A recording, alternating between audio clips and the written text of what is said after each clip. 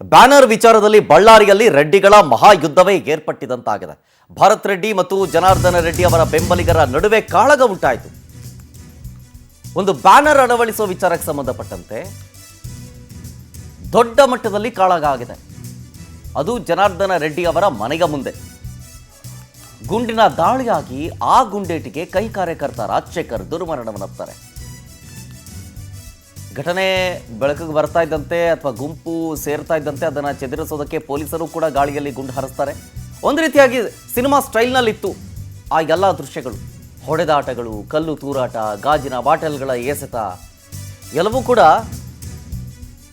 ಈ 2005 ಇಂದ 10 ತನಕ ಬರುವಂತಹ ಸಿನಿಮಾಗಳು, ರಾಜಕೀಯದ ಒಂದು ಪ್ರೇರಿತ ಸಿನಿಮಾಗಳು ಬರ್ತವಲ್ಲ, ಅದೇ ರೀತಿಯಾಗಿ ಸಿಚುವೇಶನ್ ಅಲ್ಲಿ ಜನಾರ್ದನ ರೆಡ್ಡಿ ಅವರ ನಿವಾಸದ ಮುಂದೆ ಇತ್ತು. ಗಮನಿಸ್ತಾ ಇದ್ದೀರಿ, ಇದು ಜನಾರ್ದನ ರೆಡ್ಡಿ ಅವರ ಮನೆಯ ಮುಂದೆ ಭರತ್ ರೆಡ್ಡಿ ಬೆಂಬಲಿಗರು ಮತ್ತು ಜನಾರ್ದನ ರೆಡ್ಡಿಯ ಬೆಂಬಲಿಗರ ನಡುವೆ ಕಾಳಗ ಏರ್ಪಟ್ಟಿದೆ.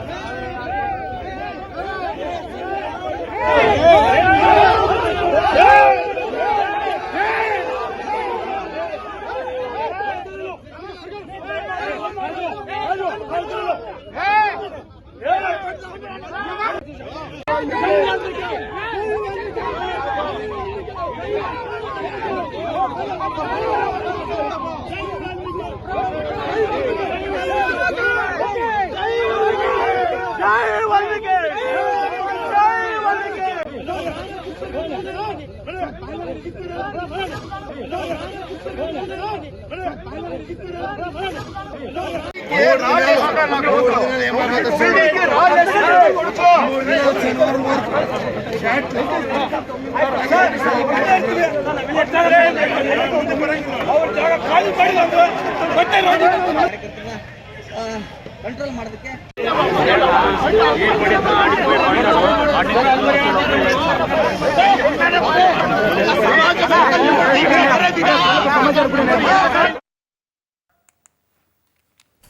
ನೋಡಿ, ನಾಳೆ ಬಳ್ಳಾರಿಯಲ್ಲಿ ವಾಲ್ಮೀಕಿ ಪುತ್ಥಳಿ ಅನಾವರಣ ಕಾರ್ಯಕ್ರಮ ಇತ್ತು. ಅದಕ್ಕೆ ಅಂತ ಎಲ್ಲ ಕಡೆ ಬ್ಯಾನರ್ ಅನ್ನ ಅಳವಡಿಸಲಾಗ್ತಾ ಇತ್ತು ಶಾಸಕ ಭರತ್ ರೆಡ್ಡಿ ಅವರ ಬೆಂಬಲಿಗರಿಂದ. ಹಾಗೆ ಜನಾರ್ದನ ರೆಡ್ಡಿ ಅವರ ಮನೆ ರಸ್ತೆಯಲ್ಲೂ ವಾಲ್ಮೀಕಿ ಬ್ಯಾನರ್ ಅನ್ನ ಹಾಕಿದ್ರು. ಆಗ ಜನಾರ್ದನ ರೆಡ್ಡಿಯ ಬೆಂಬಲಿಗರು ಮತ್ತು ಅವರು ಕೂಡ ನಮ್ಮ ಮನೆ ಬಳಿ ಬ್ಯಾನರ್ ಅನ್ನ ಹಾಕಬೇಡ ಅಂತ ಹೇಳಲಾಗುತ್ತೆ. ಅಲ್ಲಿಂದ ಶುರುವಾಯಿತು ಭರತ್ ರೆಡ್ಡಿ ಜನಾರ್ದನ ರೆಡ್ಡಿ ಅವರ ಬೆಂಬಲಿಗರ ಮಹಾಕದನ. ಈ ಅವಂಬಾವಿ ಏರಿಯಾ ಅಂತ ಕರಿತೀವಿ ಅವರಿರುವಂಥ ಮನೆಯ ಏರಿಯಾ. ಬೂದಿ ಮುಚ್ಚಿದ ಕೆಂಡದ ವಾತಾವರಣ ಸೃಷ್ಟಿಯಾಯ್ತಲ್ಲಿ. ನಾಳೆ ವಾಲ್ಮೀಕಿ ಪುತ್ಥಳಿ ಅನಾವರಣ ಕಾರ್ಯಕ್ರಮ ಇತ್ತು. ಅದಕ್ಕೆ ಅಂತೇಳಿ ಬ್ಯಾನರ್ ಅನ್ನ ಅಳವಡಿಕೆ ನಡೆಸುವಂತಹ ಕಾರ್ಯಕ್ರಮ ನಡೀತಾ ಇತ್ತು. ನಗರದ ಎಲ್ಲ ಭಾಗದಲ್ಲೂ ಬ್ಯಾನರ್ ಹಾಕಬೇಕಾದ್ರೆ ಹಾಗೆ ಜನಾರ್ದನ ರೆಡ್ಡಿ ಅವರ ಮನೆ ಮುಂದೆಯೂ ಕೂಡ ಕಾರ್ಯಕ್ರಮದ ಬ್ಯಾನರ್ ಅನ್ನ ಅಳವಡಿಕೆ ಮಾಡೋದಕ್ಕೆ ಭರತ್ ರೆಡ್ಡಿಯ ಬೆಂಬಲಿಗರು ಬರ್ತಾರೆ. ಇದರಿಂದ ಮಾತಿನ ಚಕಮಕಿ ನಡೆಯುತ್ತೆ, ಗಲಾಟೆ ಆಗುತ್ತೆ. ಎರಡು ಗುಂಪುಗಳ ನಡುವೆ ಏಕಾಏಕಿ ಪರಸ್ಪರ ಕಲ್ಲು ತೂರಾಟ ಆಗುತ್ತೆ. ಪೊಲೀಸರ ಎಂಟ್ರಿ ಕೂಡ ಆಗುತ್ತೆ. ಲಾಠಿ ಚಾರ್ಜ್ ಅನ್ನು ಮಾಡ್ತಾರೆ. ಪೊಲೀಸರ ಮೇಲೂ ಕೂಡ ಕಲ್ಲು ತೂರಾಟ ನಡೆಯುತ್ತೆ. ಇನ್ನಷ್ಟು ಉದ್ವಿಗ್ನಗೊಳ್ತಾ ಇರುತ್ತೆ ಆ ಪರಿಸ್ಥಿತಿ. ಗಮನಿಸ್ತಾ ಇದ್ದೀರಾ ಆ ಸಿಚುವೇಶನ್ ನಾನು. ಬಹಳ ಹರಸಾಹಸ ಪಟ್ಟಿದ್ದಾರೆ ಪೊಲೀಸರು ಕೂಡ ಸಿಚುವೇಶನ್ ಅನ್ನ ಕಂಟ್ರೋಲ್ ತರೋದಕ್ಕೆ. ಒಂದು ಬ್ಯಾನರ್ ಅನ್ನ ಅಳವಡಿಸುವ ವಿಚಾರಕ್ಕೆ ಸಂಬಂಧಪಟ್ಟಂತೆ ಇಷ್ಟು ದೊಡ್ಡ ಮಟ್ಟದಲ್ಲಿ ಗಲಾಟೆ ಆಗೋದಕ್ಕೆ ಹೇಗೆ ಸಾಧ್ಯ? ಅದರ ಹಿಂದಿನ ಅಜೆಂಡಾ ಏನು ನೋಡಿ. ಜನಾರ್ದನ ರೆಡ್ಡಿ ಅವರ ನಿವಾಸ ಮತ್ತು ಶ್ರೀರಾಮುಲು ಅವರ ನಿವಾಸ, ಇಬ್ಬರು ನಿವಾಸವೂ ಕೂಡ ಅಕ್ಕಪಕ್ಕದಲ್ಲಿದೆ ನೋಡಿ. ಪೊಲೀಸರು ಗಾಳಿಯಲ್ಲಿ ಗುಂಡು ಹಾರಿಸಿ ಪರಿಸ್ಥಿತಿಯನ್ನು ಚೆದರಿಸೋದಕ್ಕೆ ಪ್ರಯತ್ನ ಪಟ್ಟಿರುವಂಥ ವಿಷನ್ಸ್ ಅದು.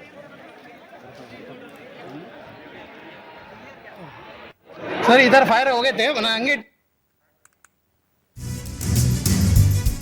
ನೋಡಿ.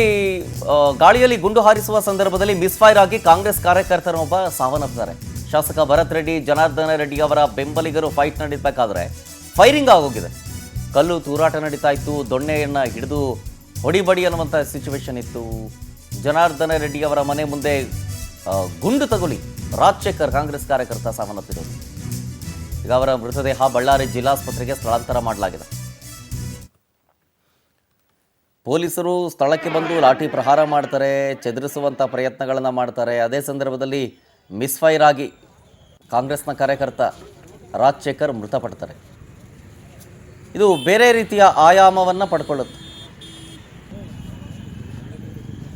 ಇಲ್ಲ ಇದು ಜನಾರ್ದನ ರೆಡ್ಡಿ ಅವರ ಗನ್ ಮ್ಯಾನೇ ಶೂಟ್ ಮಾಡಿರೋದು ಅಂಥೇಳಿ ಒಂದು ಕಡೆ ಆರೋಪಗಳನ್ನು ಮಾಡ್ತಾ ಇರೋದು ಸತೀಶ್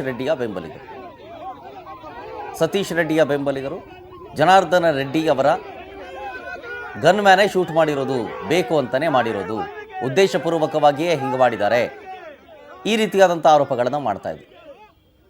ಈ ಘಟನೆ ಯಾವ ಹಂತಕ್ಕೆ ಹೋಯಿತು ಅಂತಂತಂದರೆ, ಈಗ 144 ಸೆಕ್ಷನನ್ನು ಜಾರಿಗೊಳಿಸಲಾಗಿದೆ. ಅಲ್ಲಿ 144 ಸೆಕ್ಷನ್ ಅಂತಂದರೆ ಗುಂಪುಗಾರಿಕೆ ಮಾಡೋಂಗಿಲ್ಲ, ಗುಂಪು ಸೇರ್ಕೊಂಡು ಓಡಾಡೋಂಗಿಲ್ಲ, ಮಾರಕಾಸ್ತ್ರಗಳನ್ನು ಹಿಡಿದು ಓಡಾಡೋಂಗಿಲ್ಲ ಅಂತ. ಶಾಸಕ ಜನಾರ್ದನ ರೆಡ್ಡಿ ಶ್ರೀರಾಮುಲು ಅವರ ವಿರುದ್ಧ ಈಗ FIR ದಾಖಲಾಗಿದೆ. ಬಳ್ಳಾರಿಯ ಬ್ರೂಸ್ಪೇಟೆ ಪೊಲೀಸ್ ಠಾಣೆಯಲ್ಲಿ ಈ ಕೇಸ್ ಆಗಿರೋದು. ರೆಡ್ಡಿ, ಶ್ರೀರಾಮುಲು, ಶೇಖರ್ ಸೇರಿದಂತೆ 11 ಜನರ ಮೇಲೆ ಕೇಸ್ ಆಗಿದೆ. ವಾಲ್ಮೀಕಿ ಕಾರ್ಯಕ್ರಮದ ಬ್ಯಾನರ್ ಹರಿದಿರೋ ಆರೋಪ ವಿಚಾರ ಸಂಬಂಧ 2 ಗುಂಪುಗಳ ನಡುವೆ ಫೈಟ್ ಆಗುತ್ತೆ. ಫೈಟ್ ನಡೆದಂಥ ಸಂದರ್ಭದಲ್ಲಿ ಜನಾರ್ದನ ರೆಡ್ಡಿ, ಭರತ್ ರೆಡ್ಡಿ ಅವರ ಬೆಂಬಲಿಗರು ಹೊಡಿಬಡಿ ಮಾಡ್ಕೊಂಡಿದ್ದಾರೆ. ಇದರಲ್ಲಿ ಒಬ್ಬ ಸಾವನ್ನಪ್ಪಿದ್ದಾನೆ ಮಿಸ್ಫೈರ್ ಆಗಿ. ಈ ಮಿಸ್ಫೈರು ಪೊಲೀಸರಿಂದಾಗಿದೆಯೋ ಅಥವಾ ಮತ್ತೊಬ್ಬರಿಂದಾಗಿದೆಯೋ ಅದು ಸೆಕೆಂಡ್ರಿ, ಅಂದರೆ ಅದು ಗೊತ್ತಿಲ್ಲ. ಬಟ್ ನಮ್ಮ ಆರೋಪ ಇರೋದು ಜನಾರ್ದನ ರೆಡ್ಡಿ ಅವರ ಬೆಂಬಲಿಗರು ಅಥವಾ ಗನ್ ಮ್ಯಾನೇ ಶೂಟ್ ಮಾಡಿರೋದು ರಾಜಶೇಖರನ್ನ ಅಂತ ಅವರು ಆರೋಪ ಮಾಡ್ತಾ ಇದ್ದಾರೆ. ಬೇಕು ಅಂತಲೇ ಗಲಭೆಯನ್ನು ಸೃಷ್ಟಿ ಮಾಡಿದ್ದವರೇನೆ, ನಾವಲ್ಲ. ಏಕೆ ಬಂದು ಮೈ ಮೇಲೆ ಬೀಳೋದಕ್ಕೆ ಹೊಡೆಯೋಕ್ಕೆ ಬಂದರು ಅವರು, ಅವರೇ ಶುರು ಮಾಡಿದ್ದು, ಅವರೇ ಬೇಕು ಅಂತ ಮಾಡಿರೋದು, ಹೀಗನ್ನುವಂಥ ಆರೋಪವನ್ನು ಭರತ್ ರೆಡ್ಡಿ ಬೆಂಬಲಿಗರು ಮಾಡ್ತಾ ಇರೋದು. ಆಮೇಲೆ ಜನಾರ್ದನ ರೆಡ್ಡಿ ಅವರು ಕೂಡ ಇದ್ರ ಬಗ್ಗೆ ಮಾತನಾಡಿದ್ರು. ಕಾರಿಂದ ಇಳಿದ ಮೇಲೆ ಫೈರಿಂಗ್ ಆಗಿದೆ, ನಾನು ಬಂದು ಕಾರಿಂದ ಇಳಿದ ಮೇಲೆ ಫೈರಿಂಗ್ ಆಗಿದೆ ಅಂತ ಜನಾರ್ದನ ರೆಡ್ಡಿ ಅವರು ಹೇಳ್ತಾ ಇದ್ದಾರೆ. ನಾನು ಬರ್ತಿದ್ದಂತೆ ಕಲ್ಲು ತೂರಾಟ ಮಾಡಿದ್ರು, ಫೈರಿಂಗ್ ಮಾಡಿದ್ರು, ಗೂಂಡಾಗಳನ್ನು ಕಳಿಸಿ ನನ್ನ ಮೇಲೆ ಫೈರಿಂಗ್ ಮಾಡಿದ್ದಾರೆ. ಶಾಸಕ ನಾರಾ ಭರತ್ ರೆಡ್ಡಿ ಒಬ್ಬ ದೊಡ್ಡ ಕ್ರಿಮಿನಲ್ಲು, ಹೀಗಂತ ಬಳ್ಳಾರಿ ಬಿಜೆಪಿ ಶಾಸಕ ಜನಾರ್ದನ ರೆಡ್ಡಿ ಆರೋಪ ಮಾಡಿದ್ದಾರೆ. ಅಂದರೆ ಈ ಘಟನೆ ಆಗ್ತಾ ಇದ್ದಂತೆ ಸ್ಥಳಕ್ಕೆ ಮಾಜಿ ಸಚಿವರು ಶ್ರೀರಾಮುಲು ಆಗಮಿಸ್ತಾರೆ. ಅದಾದಮೇಲೆ ನಾರಾ ಭರತ್ ರೆಡ್ಡಿ ಆಮೇಲೆ ಅವರ ಆಪ್ತ ಸತೀಶ್ ರೆಡ್ಡಿ ಅವರು ಕೂಡ ಘಟನಾ ಸ್ಥಳಕ್ಕೆ ಬರ್ತಾರೆ. ಈಗ ಜನಾರ್ದನ ರೆಡ್ಡಿ ಅವರ ಆರೋಪ ಏನು? ನಾನು ಬಂದು ಕಾರಿಂದ ಇಳಿತಾ ಇದ್ದಂತೆ ಫೈರ್ ಮಾಡಿದ್ದಾರೆ, ಕಲ್ಲು ತೂರಾಟ ಮಾಡಿದ್ದಾರೆ, ಬೇಕು ಅಂತಲೇ ಮಾಡಿರೋದು, ಈಗನ್ನುವಂಥ ಆರೋಪವನ್ನು ಜನಾರ್ದನ ರೆಡ್ಡಿ ಅವರು ಮಾಡ್ತಾ ಇದ್ದಾರೆ. ಗಂಗಾವತಿಯಿಂದ ಕಾರ್ನಲ್ಲಿ ಬಂದು ಇಳಿತಾ ಇದ್ದಂತೆ ಸತೀಶ್ ರೆಡ್ಡಿಯ ಗನ್ಮ್ಯಾನ್ಗಳು ಗುಂಡಿನ ದಾಳಿ ಮಾಡಿದ್ದಾರೆ ಅನ್ನೋದು ಜನಾರ್ದನ ರೆಡ್ಡಿ ಅವರ ಆರೋಪ. ಶ್ರೀರಾಮುಲು ಅವರ ನಿವಾಸವೂ ಕೂಡ ಜನಾರ್ದನ ರೆಡ್ಡಿ ಅವರ ನಿವಾಸದ ಪಕ್ಕದಲ್ಲೇ ಇದೆ, ಅವರು ಕೂಡ ಸ್ಥಳಕ್ಕೆ ಆಗಮಿಸಿದ್ರು. ಸೊ ಹಾಗಾಗಿ ಈಗ ಭರತ್ ರೆಡ್ಡಿ ಬೆಂಬಲಿಗರು ಸತೀಶ್ ರೆಡ್ಡಿ ಕಂಪ್ಲೇಂಟ್ ಕೊಟ್ಟಿದ್ದಾರೆ, FIR ಆಗಿದೆ. ಜನಾರ್ದನ ರೆಡ್ಡಿ, ಶ್ರೀರಾಮುಲು ಮತ್ತು ಇನ್ನಿತರರ ಸೇರಿ 11 ಜನರ ವಿರುದ್ಧ FIR ಆಗಿದೆ. ಆಮೇಲೆ ಗನ್ಮ್ಯಾನ್ಗಳು 4 ಸುತ್ತು ಗುಂಡು ಹಾರಿಸಿದ್ದಾರೆ ಅಂತ ಜನಾರ್ದನ ರೆಡ್ಡಿ ಬುಲೆಟನ್ನು ತೋರಿಸಿದ್ದಾರೆ ನೋಡಿ. ಇದ್ರು ಕ್ರಿಮಿನಲ್ಸ್ ನಿಮಗೆಲ್ಲೂ ಗೊತ್ತಿದೆ. ಅಭಿವೃದ್ಧಿ ಕೆಲಸಗಳಲ್ಲಿ ವೈಫಲ್ಯ ಅವರಪ್ಪ ಇದ್ರು ಕ್ರಿಮಿನಲ್ಸ್ ನಿಮಗೆಲ್ಲೂ ಗೊತ್ತಿದೆ. ಗೌಡ ಬಳ್ಳಾರಿ ರಾಜಕಾರಣ ಈ ಕ್ರಿಮಿನಲ್ಸ್ ಅನಾವಶ್ಯಕವಾಗಿ ಅವನು ಡೆವಲಪ್ಮೆಂಟ್ ಮನೆ ಮೇಲೆ ಬಂದು ರೌಡಿಗಳನ್ನ ಕಲಿಸಿ ಪೋಸ್ಟರ್ ನೆಪದಲ್ಲಿ ಇಲ್ಲಿರುವಂಥವ್ರೆಲ್ಲರೂ ಹೊಡೆದು ಬಡ್ದು ಇಲ್ಲಿ ಶ್ರೀರಾಮುಲು ಗೊತ್ತಾಗಿ ಪೊಲೀಸರನ್ನು ಕರೆಸಿ ಶ್ರೀರಾಮುಲು ಬಂದು ಅರ್ಥ ಆಯಿತು. ಅವನು ಅನಾವಶ್ಯಕವಾಗಿ ಶ್ರೀರಾಮುಲು ಹೋಗಂತಂದ್ರು ಕೂಡ ಅವನು ಹೋಗಲಿಲ್ಲ. ಪೊಲೀಸರು ಕೂಡ ಸುಮ್ಮನೆ ಕೈ ಕಟ್ಕೊಂಡು ಕೂತಿದ್ರು. ನಾನು ಗಂಗಾವತಿಯಿಂದ ಬಂದಿದ್ದ ಕಾರ್ ಇಳಿತಾ ಇದ್ದೇನೆ, ಫೈರಿಂಗ್ ಮಾಡೋದು ಶುರು ಮಾಡಿ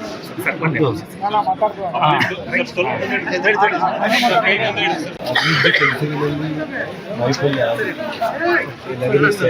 ಅವರಪ್ಪ ಇದ್ರು ಕ್ರಿಮಿನಲ್ಸ್ ನಿಮಗೆಲ್ಲೂ ಗೊತ್ತಿದೆ. ಗೌಡ ಬಳ್ಳಾರಿ ರಾಜಕಾರಣ ಈ ಕ್ರಿಮಿನಲ್ಸ್ ಅನಾವಶ್ಯಕವಾಗಿ ಅವನು ಡೆವಲಪ್ಮೆಂಟ್ ಮನೆ ಮೇಲೆ ಬಂದು ರೌಡಿಗಳನ್ನ ಕಲಿಸಿ ಪೋಸ್ಟರ್ ನೆಪದಲ್ಲಿ ಇಲ್ಲಿರುವಂಥವ್ರೆಲ್ಲರೂ ಹೊಡೆದು ಬಡ್ದು ಇಲ್ಲಿ ಶ್ರೀರಾಮುಲು ಗೊತ್ತಾಗಿ ಪೊಲೀಸರನ್ನು ಕರೆಸಿ ಶ್ರೀರಾಮುಲು ಬಂದು ಅರ್ಥ ಆಯಿತು. ಅವನು ಅನಾವಶ್ಯಕವಾಗಿ ಶ್ರೀರಾಮುಲು ಹೋಗಂತಂದ್ರು ಕೂಡ ಅವನು ಹೋಗಲಿಲ್ಲ. ಪೊಲೀಸರು ಕೂಡ ಸುಮ್ಮನೆ ಕೈ ಕಟ್ಕೊಂಡು ಕೂತಿದ್ರು. ನಾನು ಗಂಗಾವತಿಯಿಂದ ಬಂದಿದ್ದ ಕಾರ್ ಇದಾದ ಮೇಲೆ ಜನಾರ್ದನ ರೆಡ್ಡಿ ಅವರ ವಿರುದ್ಧ ಶಾಸಕ ಭರತ್ ರೆಡ್ಡಿ ಅವರು ಕೂಡ ಆಕ್ರೋಶವನ್ನು ಹೊರಹಾಕಿದ್ರು. ಜನಾರ್ದನ ರೆಡ್ಡಿ ಸೋಮಶೇಖರ್ ರೆಡ್ಡಿಯಿಂದ ಕೊಲೆಯಾಗಿದೆ. ವಾಲ್ಮೀಕಿ ಬ್ಯಾನರ್ ಹಾಕದೇ ಇರೋ ರೀತಿಯಾಗಿ ಹುನ್ನಾರ ಮಾಡಿದ್ದಾರೆ. ಇವನಷ್ಟು ನೀಚ ಯಾರೂ ಕೂಡ ಇರೋದಿಲ್ಲ. ಹೀಗೆ ಜನಾರ್ದನ ರೆಡ್ಡಿಯ ವಿರುದ್ಧ ಏಕವಚನದಲ್ಲೇ ವಾಗ್ದಾಳಿ ನಡೆಸಿದ್ದಾರೆ.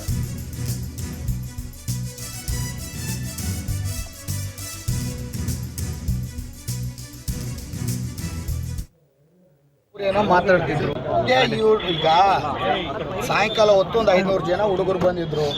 ಅವ್ರೇನೋ ಮಾತಾಡ್ತಿದ್ರು.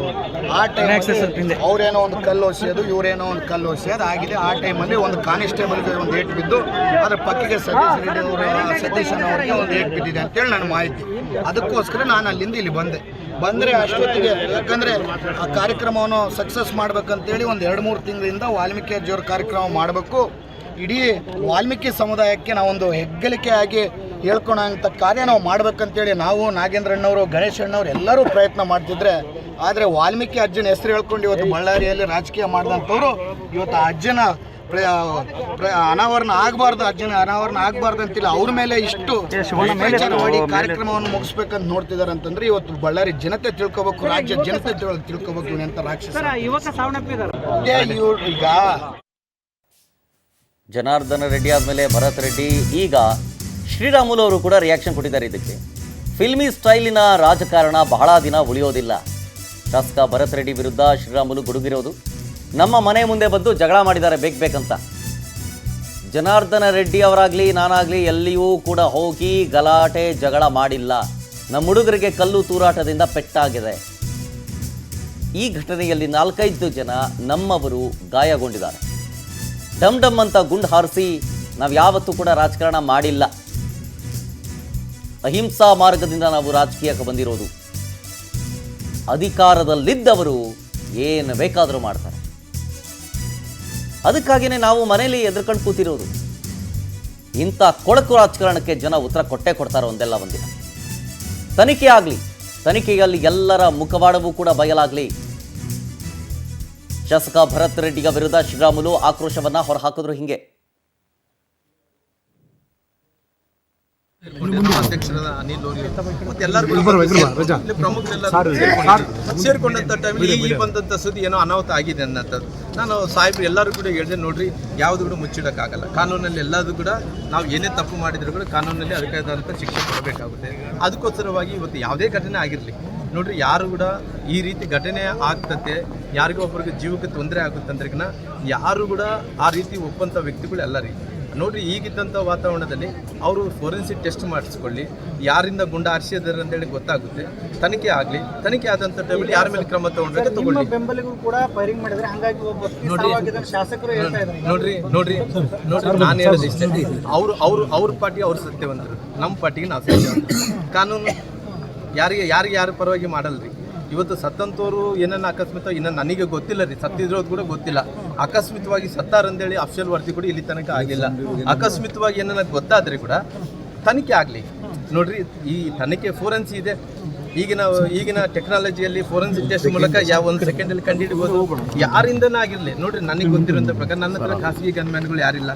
ನಮ್ಮ ಹತ್ರ ಇರೋದು ಯಾರಿದ್ದಾರೆ? ಸರ್ಕಾರಿ ಗನ್ಮ್ಯಾನ್ಗಳು 2 ಇದ್ದಾರೆ ರೀ. ಇವ್ರು ಜನಾರ್ದನ್ ರೆಡ್ಡಿ ಹತ್ರ 4 ಮಂದಿ ಇದ್ದಾರೆ ರೀ. ಅವ್ರು ಬಿಟ್ಟರೆ ಬೇರೆಯವ್ರು ಯಾರು ಫೈರ್ ಮಾಡಕ್ಕೆ ಸಾಧ್ಯ ರೀ? ಬೇಕಾದ್ರೆ ಎಲ್ಲ ಸರ್ಕಾರಿ ಗುಂಡುಗಳು ಎಷ್ಟಿದಾವ, ಎಷ್ಟು ಕೊಟ್ಟಿದ್ರು ಬುಲೆಟು, ನಂಬರು, ರಿವಾಲ್ವರು, ಆ ರಿವಾಲ್ವರಿಂದ ಯಾರವರಿದೆ ಎಲ್ಲ ಕೂಡ ಸುದ್ದಿ ಆಗ್ತದ್ರಿ. ಯಾವ್ದು ಕೂಡ ಮುಚ್ಚಿಡಕ್ಕಾಗಲ್ಲ. ಈಗ ಯಾವ ಕೂಡ ಮುಚ್ಚಿಡಕ್ಕಾದ್ರೆ ನಾವು ಫೂಲ್ ಅಂತಾರೆ. ಮುಚ್ಚಿಡಕ್ಕೆ ಅವ್ರು ಹೇಳ್ತಾ ಇದ್ರಂತ್ರಿ, ಇಲ್ಲ ರೀ, ನಮ್ಮ ಕಡೆಯಿಂದ ಗುಂಡಾರ್ಸಿರೋಕನ್ನ ಸತ್ತೋಗಿದಾರ ಅಂತೇಳಿ, ನಮ್ಮ ಕಾರ್ಯಕರ್ತನ ಸಾವಾಗಿದೆ ಅಂತೇಳಿ. ನೋಡ್ರಿ, ನಾವು ಸಾವು ಬಯಸಿದಂಥವ್ರಲ್ಲ. ನಾವು ಇದನ್ನ ಇಷ್ಟು ದೊಡ್ಡ ಮಟ್ಟಕ್ಕೆ ಹೋಗ್ತದಂತ ಅಂದ್ಕೊಂಡಿದ್ದಂಥವ್ರಲ್ಲ. ಈಗಿರೋಂಥ ಪರಿಸ್ಥಿತಿಯಲ್ಲಿ ಅವ್ರ ಶಾಸಕರು ಹೇಳ್ತಾ ಇದ್ರಂತೆ, ಇಲ್ಲ ಅವ್ರ ಮನೆ ಸುಡ್ತಾ ಇದ್ದಾರೆ ಅಂತ. ಕಲ್ಚರ್ ನೋಡಿಸ್ತೆ ನಮ್ಮ ಕಡೆಯಿಂದ ತಪ್ಪಾಗಿದ್ರಿಗಿನ ಬೇಕಾದ್ರೆ ಪೊಲೀಸರು ಇದ್ದಾರೆ, ಫೋರೆನ್ಸ್ ಇದೆ, ಕಂಡಿಡ್ಲಿ. ನಾವೇನು ಬೇಡ ಅನ್ನೋಕೆ ಹೋಗಲ್ಲ. ಸರ್ಕಾರ ಕೊಟ್ಟಂತ ಇದು ಗನ್ಮ್ಯಾನ್ಗಳಿದ್ರ, ಅವ್ರ ಕಡೆ ಕೊಟ್ಟಂತ ಗುಂಡುಗಳು ಲೆಕ್ಕ ಇರ್ತಾವ, ರಿವಾಲ್ವರ್ ಲೆಕ್ಕ ಇರ್ತಾವ, ಯಾವ ಕಡೆಯಿಂದ ಫೈರ್ ಆಗಿದೆ ಗೊತ್ತಿರ್ತಾರೆ. ಅವ್ರಿಗೆ ಏನನ್ನ ಇವತ್ತು ಯಾರು ಸತ್ತಾರ, ಅವ್ರಿಗೇನ ನಾವು ಬಾಡಿಯಲ್ಲಿ ಹೋದಂಥ ಬುಲೆಟಿನ ಅದು ಎಲ್ಲ ಕೂಡ ಇದ್ದೇ ಇರ್ತಾವ್ರಿ. ಅಧ್ಯಕ್ಷರಾದ ಅನಿಲ್ ಮತ್ತೆ ಎಲ್ಲರೂ ಸೇರ್ಕೊಂಡು ಡೀಟೇಲ್ಸ್ ಕೊಡ್ತಾರೆ ಇನ್ನಷ್ಟು ನಮ್ಮ ಪ್ರತಿನಿಧಿ ವೀರೇಶ್ ಲೈವ್ನಲ್ಲಿ. ವೀರೇಶ್, ಘಟನಾ ಸ್ಥಳದಲ್ಲಿದ್ದೀರಿ. ಒಂದು ಬ್ಯಾನರ್ ವಿಚಾರಕ್ಕೆ ಸಂಬಂಧಪಟ್ಟಂತೆ ಒಬ್ಬ ವ್ಯಕ್ತಿಯ ಸಾವಲ್ಲ ಅಂತ್ಯ ಆಗುತ್ತೆ ಅಂತಂದರೆ ಆ ಮೃತ ರಾಜಶೇಖರ್ ಬಗ್ಗೆ ಮಾತನಾಡಬೇಕಿಲ್ಲಿ. ಅದರ ಹಿನ್ನೆಲೆ ಏನು, ಸ್ಥಳದಲ್ಲಿ ಏನೇನಾಗ್ತಾ ಇದೆ ಲೈವ್ನಲ್ಲಿ ಎಕ್ಸ್ಪ್ಲೇನ್ ಮಾಡ್ತಾ ಹೋಗಿ.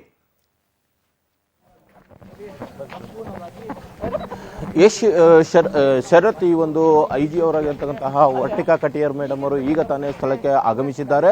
ಜೊತೆಗೆ ಅವರ ಜೊತೆ ಸಾಥಾಗಿ ಈ ಒಂದು ಹೊಸಪೇಟೆಯ ವಿಜಯನಗರದ ಎಸ್ ಪಿ ಆಗಿರ್ತಕ್ಕಂತಹ ಜಾನ್ವಿ ಅವರು ಸಹ ಬಂದಿದ್ದಾರೆ. ಇಬ್ಬರು ಸಹ ಮತ್ತೆ ಈ ಒಂದು ರಾತ್ರಿ ಏನು ಈ ಒಂದು ಘಟನೆಯು ಹೆಚ್ಚಿನ ಪ್ರಮಾಣದಲ್ಲಿ ಏನು ಅನಾನುಕೂಲ ಆಗಲಾರದಂತೆ ನೋಡ್ಕೋಬೇಕು ಅಂತಂದೇಳಿ 144 ಸೆಕ್ಷನ್ ಏನನ್ನು ಏರಿದ್ರು, ಅದರ ಪ್ರಕಾರವಾಗಿಯೇ ಈ ಒಂದು ವಾತಾವರಣ ಇದೆಯಾ ಇಲ್ಲ ಎನ್ನತಕ್ಕಂಥದ್ದನ್ನು ಪರಿಶೀಲಿಸತಕ್ಕಂಥ ಕಾರ್ಯಕ್ಕೆ ಈಗ ತಾನೇ ಬಂದು ನೋಡುತ್ತಾ ಇದ್ದಾರೆ. ಇದಕ್ಕೆಲ್ಲ ಕಾರಣವಾದಂತಹ ಒಂದು ನಾವು ಪರಿಸ್ಥಿತಿಗೆ ಉಂಟಾಗಲು ಈ ರೀತಿಯಾದಂತಹ ರಾಜಕೀಯ ಒಂದು ಅಜಾಗ್ರತೆ ಅಥವಾ ಏನು ರಾಜಕೀಯ ನಾಯಕರ ಒಂದು ತಮ್ಮ ಸ್ವಾರ್ಥಕ್ಕಾಗಿ ಆಗಿದೆಯಾ ಅನ್ನೋದ್ರ ಸಾರ್ವಜನಿಕರು ಮಾತನಾಡಿಕೊಳ್ಳತಕ್ಕಂತಹ ಘಟನೆಯಾಗಿದೆ.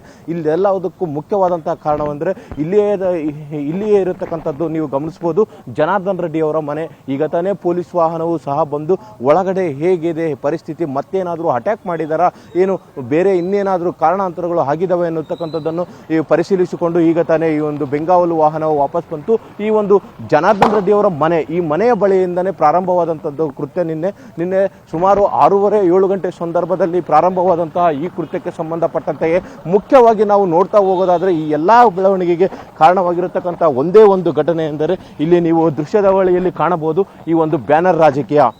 ಈ ಬ್ಯಾನರ್ ಪಾಲಿಟಿಕ್ಸ್ಗೆ ಪ್ರಾರಂಭನೇ ಇಲ್ಲಿಂದ ಪ್ರಾರಂಭ ಆಯಿತು. ಇಲ್ಲಿಂದ ಪ್ರಾರಂಭವಾಗಿದ್ದು ಎಲ್ಲೋ ಒಂದು ಕಡೆ ಒಂದು ಜೀವವನ್ನು ಬಲಿ ಪಡೆಯುವ ಹಂತಕ್ಕೆ ಹೋಗುವುದರ ಜೊತೆಗೆ ಸಾಕಷ್ಟು ಜನರಿಗೆ ಗಾಯವಾಗುವಂತಹ ಪರಿಸ್ಥಿತಿಯು ಸಹ ಇಲ್ಲಿ ಉಂಟು ಮಾಡ್ತದೆ. ಈ ಒಂದು ಮಾಡುವುದರ ಜೊತೆಗೆ ಕೊನೆಗೆ ಪರಿಸ್ಥಿತಿಯನ್ನು ನಿಭಾಯಿಸಲು ಈ ಒಂದು ಪೊಲೀಸರು ಕೈ ಮೀರುವಂತಹ ಹಂತಕ್ಕೆ ಹೋದಂತಹ ಸಂದರ್ಭದಲ್ಲಿ ಬೇರೆ ವಿಧಿ ಇಲ್ಲದೆ 144 ಸೆಕ್ಷನ್ ಜಾರಿಯಾಗುವಂತಹ ಹಂತಕ್ಕೂ ಸಹ ಹೋಗುತ್ತದೆ. ಇದಕ್ಕೆಲ್ಲ ಕಾರಣ ಈ ಒಂದು 3ನೇ ತಾರೀಕು ಈ ಬಳ್ಳಾರಿ ನಗರದಲ್ಲಿ ಹಮ್ಮಿಕೊಂಡಿರತಕ್ಕಂತಹ ಈ ಒಂದು ಮಹರ್ಷಿ ವಾಲ್ಮೀಕಿ ಪುತ್ಥಳಿ ಅನಾವರಣಕ್ಕೆ ಸಂಬಂಧಪಟ್ಟಂಗೆ ಏನು ಉದ್ಘಾಟನೆ ಕಾರ್ಯಕ್ರಮವನ್ನು ಹಮ್ಮಿಕೊಳ್ಳಲಾಗುತ್ತೆ. ಅದಕ್ಕೆ ಸಂಬಂಧಪಟ್ಟಂಗೆ ನಗರದಾದ್ಯಂತ ಸಾಕಷ್ಟು ಬ್ಯಾನರ್ಗಳನ್ನು ಅಳವಡಿಸಲಾಗಿರುತ್ತದೆ. ಅದೇ ರೀತಿಯಾಗಿ ಜನಾರ್ದನ್ ರೆಡ್ಡಿ ಮನೆಯ ಮುಂದೆ ಸಹ ಬ್ಯಾನರ್ ಅಳವಡಿಸುವಂತಹ ಕಾರ್ಯವನ್ನು ಮಾಡಲಾಗ್ತದೆ. ಈ ಒಂದು ಬ್ಯಾನರ್ ಅಳವಡಿಕೆಯಲ್ಲಿ ಸಾಕಷ್ಟು ಅಸಂತೋಷಗೊಂಡಂತಹ ಮತ್ತು ನಾವು ಹೇಳಿದ್ರು ಅದೇ ಸ್ಥಳದಲ್ಲಿ ಮತ್ತೊಮ್ಮೆ ಈ ಒಂದು ಬ್ಯಾನರ್ ಅಳವಡಿಕೆ ಕಾರ್ಯಕ್ಕೆ ಮುಂದಾಗಿರುವುದನ್ನು ಗಮನಿಸಿರತಕ್ಕಂಥ ಜನಾರ್ದನ್ ರೆಡ್ಡಿ ಬೆಂಬಲಿಗರು ಮತ್ತು ಅದೇ ರೀತಿಯಾಗಿ ಈ ಒಂದು ಬ್ಯಾನರ್ ಅಳವಡಿಸಲು ಬಂದಂತಹ ಈ ಒಂದು ಭರತ್ ರೆಡ್ಡಿ ಬೆಂಬಲಿಗರ ನಡುವೆ ಮಾತಿನ ಚಕಮಕಿಯಿಂದ ಪ್ರಾರಂಭವಾದಂತಹ ಗಲಾಟೆಯು ಕೊನೆಗೆ ಈ ಒಂದು ಬಳ್ಳಾರಿಗೆ ಅಂಟಿಕೊಂಡಿರ್ತಕ್ಕಂಥ ಕುರ್ರಟ್ಟಿ ಭಾಗದಲ್ಲಿ ಸಾಧಾರಣವಾಗಿ ಈ ಒಂದು ಮಾತುಗಳು ಬಿಟ್ಟು ಮಾತಿನ ನಂತರ ಈ ಒಂದು ಕಟ್ಟಿಗೆ ರಾಡ್ ಮತ್ತು ಅದು ಜೊತೆಗೆ ಈ ಒಂದು ಬ್ಲಡ್ ಬರುವ ಹಂತಕ್ಕೆ ಸಹ ಹೋಗ್ತದೆ. ನೀವು ಸ್ಥಳದಲ್ಲಿ ನೋಡ್ತಾ ಇದ್ದೀರಿ, ಇಲ್ಲಿ ನೀವು ಗಮನಿಸಬಹುದು ಹೇಗಾಗಿದೆ ಅನ್ನತಕ್ಕಂಥದ್ದು. ಬಳ್ಳಾರಿ ಮತ್ತು ಈ ಒಂದು ಸಿರುಗುಪ್ಪಗೆ ಹೋಗತಕ್ಕಂಥ ರಾಷ್ಟ್ರೀಯ ಹೆದ್ದಾರಿ 150 ಅಲ್ಲಿ ಈ ಒಂದು ಕುರ್ರಟ್ಟಿ ಭಾಗದಲ್ಲಿ ಈ ಒಂದು ಘರ್ಷಣೆಯಲ್ಲಿ ಉಂಟಾಗಿರತಕ್ಕಂತಹ ಈ ಒಂದು ಬ್ಲಡ್ ಏನು ಹೇಗಾಗಿದೆ ಅನ್ನತಕ್ಕಂಥದ್ದನ್ನು ಸ್ಥಳವನ್ನು ಸಹ ನೀವು ನೋಡಬಹುದು. ಇಲ್ಲಿ ಸುಮಾರು 500ರಿಂದ 600 ಜನ, 1000 ಸಮೀಪ ಸಾರ್ವಜನಿಕರು ಪಾಲ್ಗೊಂಡಿರೋದ್ರಿಂದ, ಎರಡೂ ಪಕ್ಷದ ಬೆಂಬಲಿಗರು ಕಾರ್ಯಕರ್ತರು ಪಾಲ್ಗೊಂಡಿರೋದ್ರಿಂದಾಗಿ ಎಲ್ಲೋ ಒಂದು ಕಡೆ ಶುಭ್ರ ವಾತಾವರಣವನ್ನು ಉಂಟಾಗಿತ್ತು. ಈ ವಾತಾವರಣದಲ್ಲಿ ಈ ಒಂದು ಪೊಲೀಸರು ಸಹ ಏನು ಗಾಯಗೊಂಡಿದ್ದಾರೆ. ಅದೇ ರೀತಿಯಾಗಿ ಎರಡೂ ಪಾರ್ಟಿಯ ಈ ಒಂದು ಕೆಲವೊಂದು ಕಾರ್ಯಕರ್ತರು ಮತ್ತು ಈ ಭರತ್ ರೆಡ್ಡಿ, ಜನಾರ್ದನ್ ರೆಡ್ಡಿ ಅವರ ಬೆಂಬಲಿಗರು ಸಹ ಈ ಒಂದು ಗಾಯಗೊಂಡಿರತಕ್ಕಂಥದ್ದನ್ನು ನಾವು ಇಲ್ಲಿ ಗಮನಿಸ್ತಾ ಹೋಗ್ಬೋದು. ಎಲ್ಲೆಂದರಲ್ಲಿ ನಿನ್ನೆ ರಾತ್ರಿ ಪ್ರಾರಂಭವಾದಂಥ ಈ ಘಟನಾವಳಿಯಲ್ಲಿ ಮುಖ್ಯವಾಗಿ ಈ ಒಂದು ಕಬ್ಬಿಣದ ರಾಡ್ಗಳು ಮತ್ತು ಕಲ್ಲನ್ನು ತೂರಾಟವು ಸಹ ದೊಡ್ಡ ಪ್ರಮಾಣದಲ್ಲಿ ನಡೆದಿರತಕ್ಕಂಥದ್ದನ್ನು ಇಲ್ಲಿ ಸ್ಮರಿಸಬಹುದು. ಈ ಘಟನಾವಳಿಗೆ ಈ ಒಂದು ಬ್ಯಾನರ್ ಪಾಲಿಟಿಕ್ಸ್ಗೆ ಕೊನೆ ಯಾವಾಗ ಎನ್ನತಕ್ಕಂಥದ್ದು ಎದುರು ನೋಡುತ್ತಕ್ಕಂತಹ ಪರಿಸ್ಥಿತಿಗೆ ಈ ಒಂದು ಪೊಲೀಸರು ಮತ್ತು ಸಾರ್ವಜನಿಕರು ಸಹ ಘೋಷಣೆ ಮಾಡ್ತಾ ಇದ್ದಾರೆ. ಹೇಗಾಗ್ಬೋದು ಈ ಒಂದು ಕೊನೆ ಆಗುವ ಹಂತದಲ್ಲಿ ಇದ್ದಾಗ ಮಾತ್ರ ಈ ಒಂದು ಸಮಸ್ಯೆಗೆ ಪರಿಹಾರವನ್ನು ಕಂಡುಕೊಳ್ಳಬಹುದು. ಇಲ್ಲವಾದರೆ ಈಗಾಗಲೇ ಒಂದು ಜೀವವನ್ನು ಬಲಿ ಪಡೆದಿರತಕ್ಕಂತಹ ಅವರು ಈ ಮತ್ತಷ್ಟು ಜೀವಗಳು ಬಲಿಯಾಗುವ ಹಂತಕ್ಕೆ ಹೋಗ್ಬೋದಾ, ಹಾಗೂ ಗಾಯಗೊಂಡವರಿಗೆ ಈಗಾಗಲೇ ಏನು ಚಿಕಿತ್ಸೆಯನ್ನು ನೀಡತಕ್ಕಂತಹ ಕಾರ್ಯದಲ್ಲಿ ಈಗಾಗಲೇ ನಡೀತಾ ಇದೆ. ಬಳ್ಳಾರಿಯ ಕೆಲ ಆಸ್ಪತ್ರೆಗಳಲ್ಲಿ, ಖಾಸಗಿ ಮತ್ತು ಸರ್ಕಾರಿ ಆಸ್ಪತ್ರೆಗಳಲ್ಲಿ ಚಿಕಿತ್ಸೆಯನ್ನು ನೀಡತಕ್ಕಂತಹ ಕಾರ್ಯಕ್ಕೆ ಮುಂದಾಗಿದ್ದಾರೆ. ಅದರ ಜೊತೆಯಾಗಿ ಈ ಒಂದು ರಾಜಶೇಖರ್ ಎನ್ನತಕ್ಕಂತಹ 28 ವರ್ಷದ ಯುವಕನು ಸಹ ಬಲಿಯನ್ನು ಪಡೆದಿರತಕ್ಕಂಥದ್ದು ಈ ಘಟನಾವಳಿಯಾಗಿದೆ. ಈ ಘಟನಾವಳಿಯಿಂದಾಗಿ ಈಗಾಗಲೇ ಸುಮಾರು 11 ಜನರ ಮೇಲೆ ಈ ಒಂದು ನೊಂದಿತ ಬಾಧಿತರಾಗಿರತಕ್ಕಂತಹ 4 ಅಂದರೆ ಈ ಒಂದು ಬೇಲೂರು ಶ್ರೀನಿವಾಸ್, ಸತೀಶ್ ರೆಡ್ಡಿ, ಚಾನಾಳ್ ಶೇಖರ್ ಸೇರಿದಂತೆ ಮತ್ತವರ ಹಿಂಬಾಲಕರು ಸೇರಿದಂತೆ 4 ಸೇರಿಕೊಂಡು ಸುಮಾರು 11 ಜನಗಳ ಮೇಲೆ FIR ಅನ್ನು ದಾಖಲಿಸಿದ್ದಾರೆ. ಅದರಲ್ಲಿ ಮುಖ್ಯವಾಗಿ A1 ಆಗಿ ಜನಾರ್ದನ್ ರೆಡ್ಡಿ ಅವರು, A2 ಆಗಿ ಸೋಮಶೇಖರ್ ರೆಡ್ಡಿ ಅವರು, A3 ಆಗಿ ಶ್ರೀರಾಮುಲು ಅವರು ಇದ್ದಾರೆ. ತದನಂತರ ಅವರ ಹಿಂಬಾಲಕರಾದಂತಹ ಮಾಜಿ ಬೂಡ ಅಧ್ಯಕ್ಷರಾದಂತಹ ಪಾಲಣ್ಣ, ಅದೇ ರೀತಿಯಾಗಿ ಈ ಒಂದು ದಮ್ಮೂರು ಶೇಖರ್, ಅಲಿ ಖಾನ್ ಜೊತೆಗೆ ಈ ಒಂದು ಪ್ರತಿಯೊಬ್ಬರು ಸಹ ಇಲ್ಲಿ ಸೇರೋದು ನೋಡಬಹುದು. ಈಗ ವಿಜಯನಗರದ SP ಆಗಿರತಕ್ಕಂತಹ ಜಾನ್ವಿ ಅವರು ಈಗ ನಮ್ಮ ಜಾನ್ವಿ ಅವರು ಲೈವ್ ಅಲ್ಲಿ ಇದ್ದಾರೆ.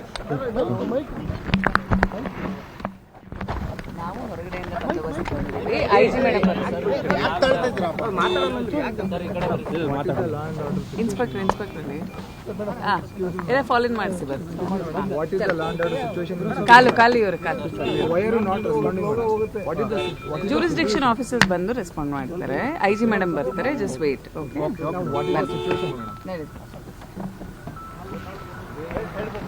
Okay fine, thank you Veeresh ಡೀಟೇಲ್ಸ್ಗಾಗಿ.